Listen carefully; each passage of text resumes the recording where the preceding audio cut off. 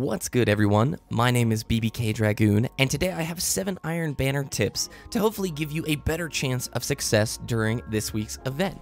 None of these tips are radically new or crazy earth-shattering or anything like that, but rather best practices that you can implement into your play. With that said, I'm sure some of you will already know a few of these tips, and if that's the case, it's okay, just consider this a bit of a refresher. So number 1, remember to wear your Iron Banner emblem, shader, and class item. They each give you a 10% reputation boost, and they do stack for a total of a 30% bonus to your reputation gains. That adds up quickly, and as obvious as it may sound, I see a lot of players not using their emblem or shader or even the class item. Remember, a lot of the gear that Lord Saladin sells is pretty rad, and you want to get that gear as quick as possible. So improve your time and wear your emblem, your shader, and your class item from Lord Saladin. Remember to complete your bounties and use the tempered buff. The bounties are self-explanatory. The tempered buff is something you can purchase for one mode of light, and it increases the amount of reputation you gain. It lasts 12 hours, and then you can buy a new one. So as long as you've got some motes of light sitting around, which at this point in the game you probably have a lot, just have that tempered buff on your whole time this week. Number 2. Try to only hold 2 points at once and never force a triple cap unless you're absolutely sure you can win the match. When you triple cap, the spawn system allows opponents to spawn at A and C, so behind you, which is never a good thing, but it also allows opponents to spawn at the mid-map or the secondary spawns. These are usually in the middle of the map in pockets, and this is chaotic. It's hard to deal with, and it can lead to you actually losing the match. I'll give you an example. Blind watch. If you hold C, it's very easy to hold B. So let's say we're holding C and B, one of my teammates captures A and we have the triple cap. Well, at that point, if the spawns are weighted appropriately, the enemies are going to spawn at C and get a very easy capture on the C point, which leads them to get a capture on B much easier and can actually be an overturning point in the game. So unless you know you're absolutely certain we're going to win this match, avoid the triple cap. Holding 2 points consistently throughout the match is more important than holding a triple cap for 30 seconds or a minute. Number 3.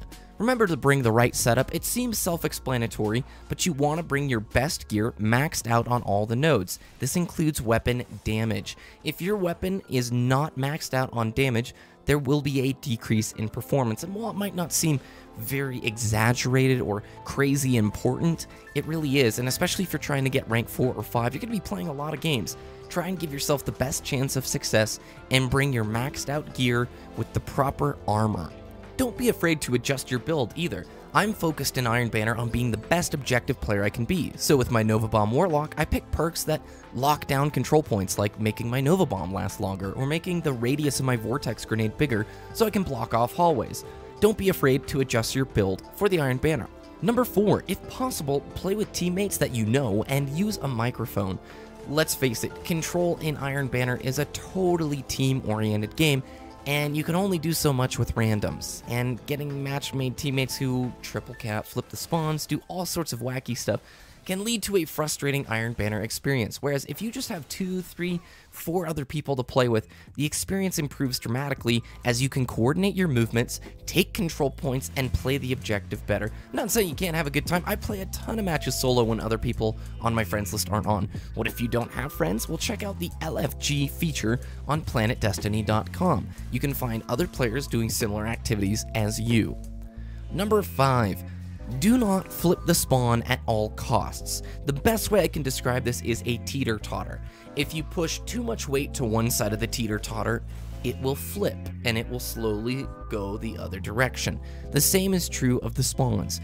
If you push past, let's say, the 50-yard marker and you go to their 60 or 70-yard marker, if it was, 1 to 100, you're going to start weighting the spawn more heavily to where the game thinks, I might want to let them spawn behind them because they're already sort of in their spawn. So if you're on A side and you start pushing closer and closer to C, the game is going to allow the spawn to flip.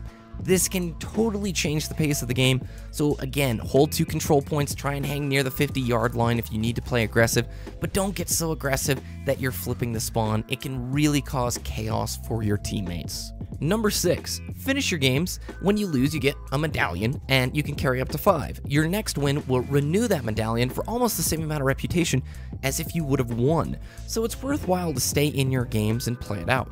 Number 7, try not to get frustrated at losses. Iron Banner is a harder playlist with more experienced players, and let's face it, you can't always control what your teammates do or who you get matched with.